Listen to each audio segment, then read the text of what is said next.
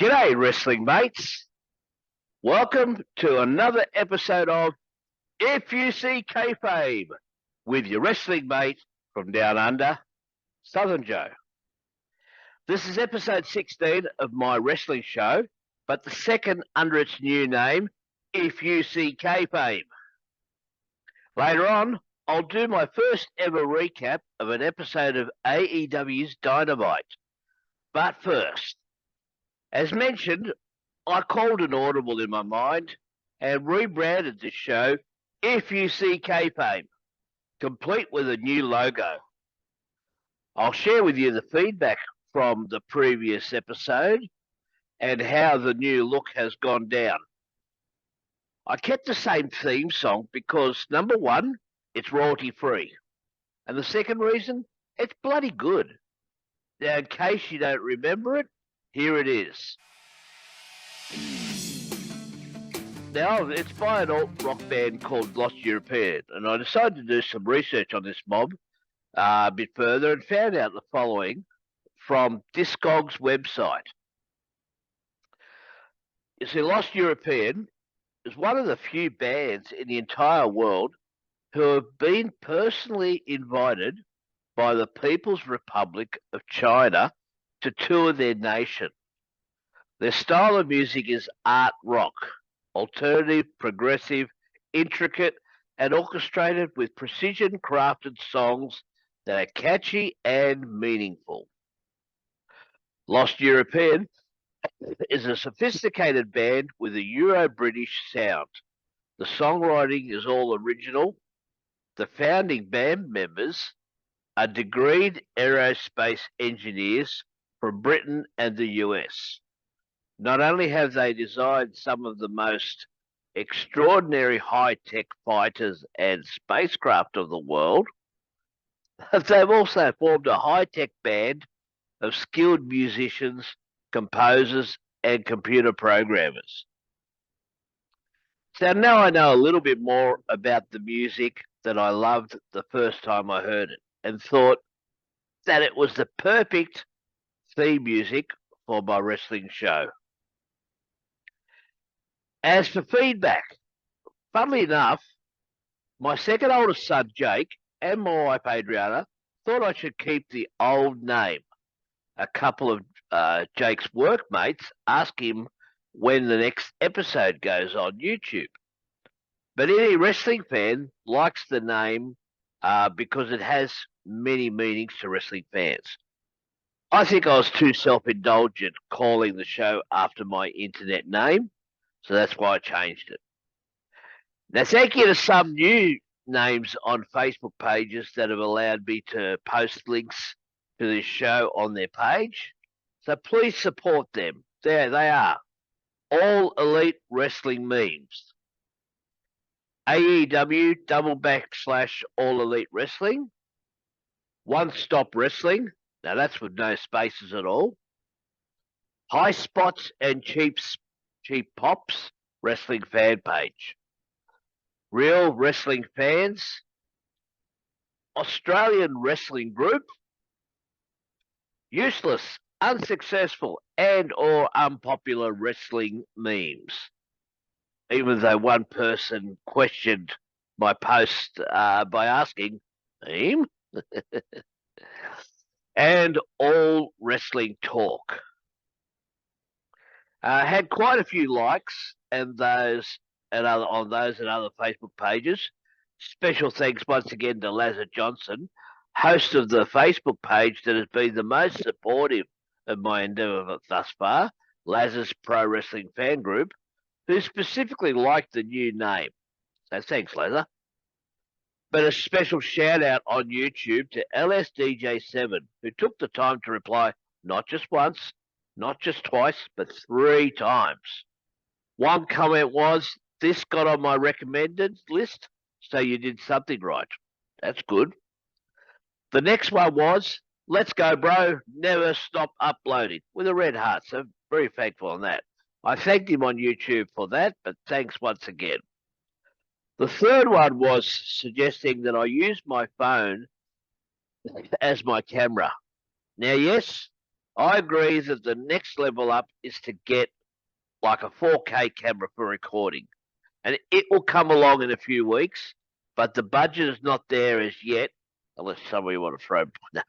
But there are more pressing monies that need throwing money at in my personal life.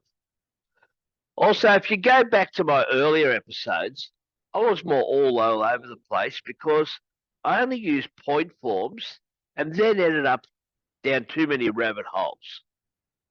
I then had the thought to find out if there was an auto cue app, and I found out that the answer is yes.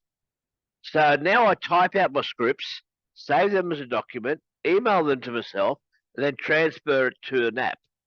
I clip the webcam I'm currently on using my mobile. It's a cell phone for you Americans. And that way I can get the illusion of talking straight into the camera. See, because there's my camera, there's the phone, or the other way around.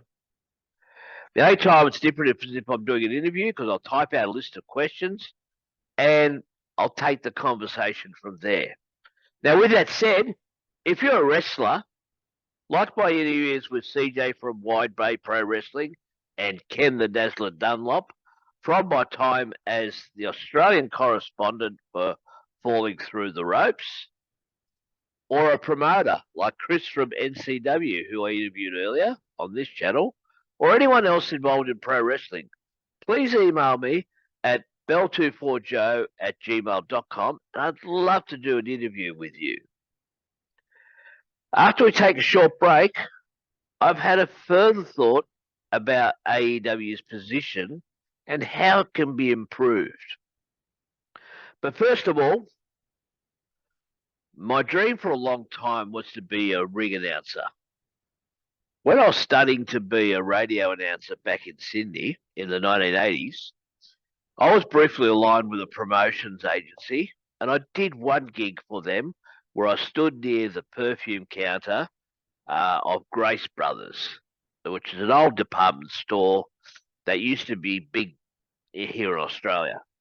And I was basically spraying perfume sample cards for women as they walked by. That was a week's worth of work. Point is, they were going to get me a part-time job as a ringmaster at a local circus. Now, that never eventuated, but I always thought that I could do a decent job of being like a ring announcer at a wrestling show. So, to any Melbourne federations out there that want to take a one-night chance on me for whatever the going rate is, email me. I'd love to have a stab at it. Now, Friday nights are the only nights not good for me, but Saturday, Sundays are good. Let's see what happens. Up to you guys.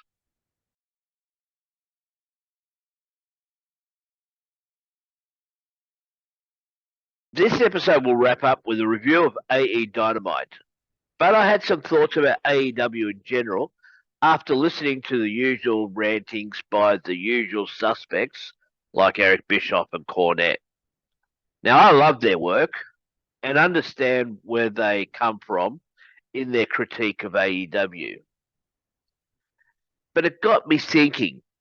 TV shows used to be generally a bunch of squash matches and promos with the odd run-in or a pull-apart or a confrontation of some sort. Very rarely would you see a competitive match like you do today. The idea was that if you wanted to see competitive matches, you would have to go to a live show or buy a pay-per-view. After all, that was how they made their money. It wasn't until TV became lucrative that shows like Raw and Nitro came about, where nearly every bout was between somewhat evenly matched combatants. Point is that in those days, wrestling was still a great draw on TV. I mean, in Memphis, their TV show on a weekend morning was watched by 1 in 5 households. Now, around 10 million Americans used to watch Raw or Nitro on a Monday night, which was just over 2 decades ago from this point here. It's a lot less now, and every match is supposed to be a banger at the moment. Now, someone once said, if everything was special, then what would be special? The meaning of that is that if every match was a 72-star Tokyo Dome Melt special, what would be special anymore? Being that it's a predetermined sport, you can control how good each match is. You can hold back something for the pay-per-view and still be good on TV or in a house show. Holding back doesn't mean giving a half-hearted effort. Ask Ric Flair about that sort of philosophy, or Billy Gunn, or perhaps even Jeff Jarrett, who's done it all in pro wrestling.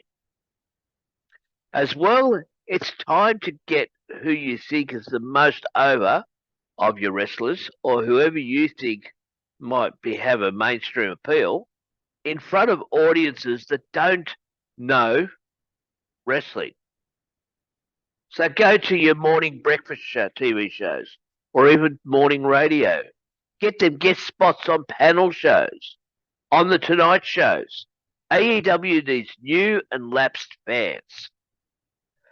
Stories, yes. This is the biggest thing for AEW right now. There's all this talk about whether there are not enough stories, too many stories, or that the stories don't make sense.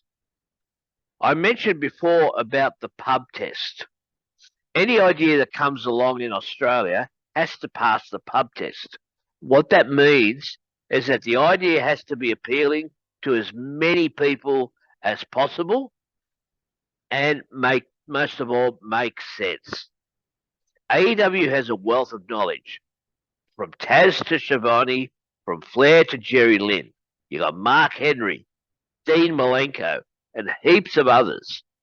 If a storyline is being pitched, it's guys like that they need to run it by and see if they can plug up any holes before it sees the light of day.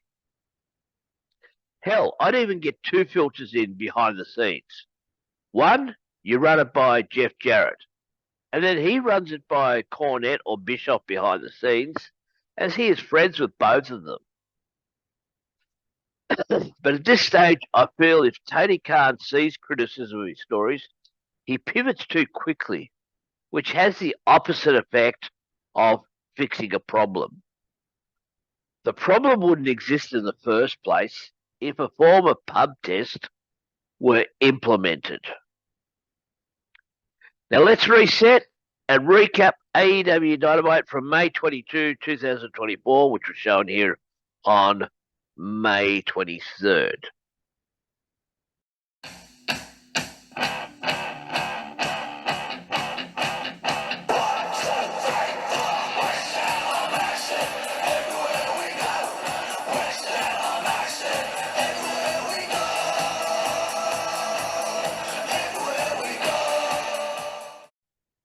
Welcome back to If You See Kayfabe with your wrestling mate, Southern Joe.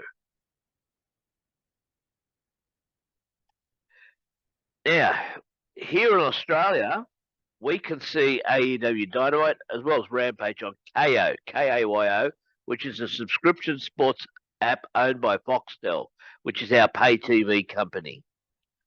So I decided to check out the May 22, 2024 version of Dynamite. Now, the opening looked like a combo of a Mad Max movie trailer and some features of AEW talent. Now, please tell me, is this a special opening for the time being because of some cross-promotion? There was a reasonably hot opening with the action with Will Ospreay and Orange Cassidy taking on Trent Beretta and Roderick Strong. Ospreay's robe seemed to be an homage to Jim Cornette because he calls him Will Ostrich with the ostrich feathers on his robe. Now, Don Callis confuses me. He comes out for special commentary for this match and wants to manage Ospreay and Cassidy, who are both baby faces. Yet later he is with Takeshita, who is a heel. And the commentators treat him like a heel. Now, this match had some great moves, but the ref almost let it look like a tornado tag match.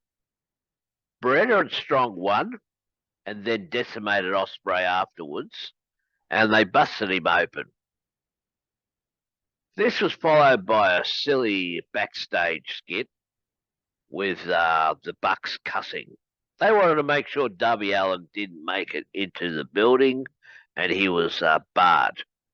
Sanjay Dutt also has a cameo about destroying Bryan Danielson with his monster Satnam Singh. Here I understand why the Bucks' relevance is waning. They got no reaction for this. Then out comes the Gun Boys to the ring with Switchblade Jay White. Now, basically, Jay mentions how Pac has upset him, and he calls him out. And Pac appears on screen, and Pac reintroduces the Death Triangle as his trios partners. Smiles in the ring, and basically is set up for a trios match at Double or Nothing. No biggie on that. Hook and Shibata, who are friends at this time, take on Brian Keith, with the winner taking on Chris Jericho for his FTW title. By the way, AEW, too many titles. Keith ended up tapping out to Shibata and Hook at the same time. Bit unusual. So Hook and Shibata were both declared the winner, which means Jericho will fight both men on Sunday at the pay-per-view. Now, I thought Jericho was a heel. So if so, why didn't he object to being part of a three-way? More chance in kayfabe for him to lose his title. He's more in jeopardy. Now then, Takeshita got a win over Matt Sydal. This was the closest thing to an old-fashioned squash match. Takeshita got sucker punched by Jon Moxley, who sashayed through the crowd, got into the ring, punched him, and set up their pay-per-view bout, which will be for Mox's New Japan World title. Now, why? It's an AEW show. No one else's stuff should be featured. Now, the AEW actual world champ, Swerve Strickland, took on Nick Wayne. Nick got no reaction when he came out. It was dead silence. I'd never heard that before. But Swerve got his reaction, and Swerve's moves are brutal. And Swerve won close to another squash match. Killswitch blindsided him, and then the tables were turned when Swerve got the advantage back and then chased Christian Cage out of the arena. I was entertained by this, because just as Cage looked like he was getting away in some sort of hijacked getaway car, Prince Nana blocked Cage in with his car.